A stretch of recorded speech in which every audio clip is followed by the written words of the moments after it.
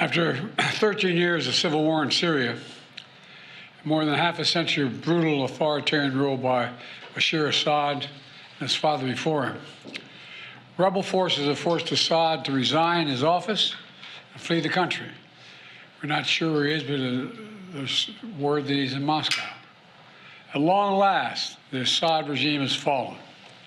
This regime brutalized and tortured and killed literally hundreds of thousands of innocent Syrians.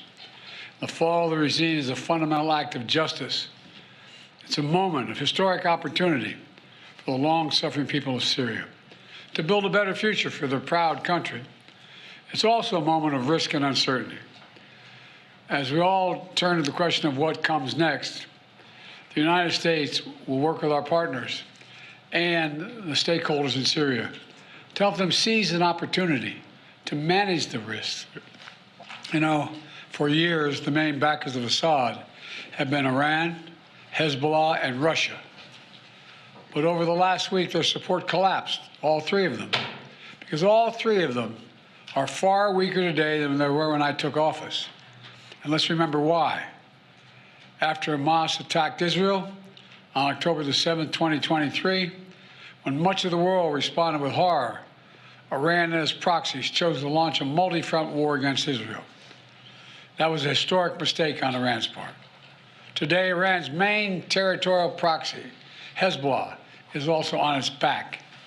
Only 12 days ago, I spoke from the Rose Garden about the ceasefire deal in Lebanon, a deal that was only possible because Hezbollah has been badly degraded.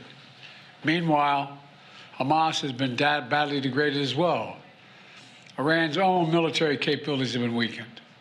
Iran tried 2 times to attack Israel, and the United States and built a coalition of countries to directly defend Israel and help defeat those attacks.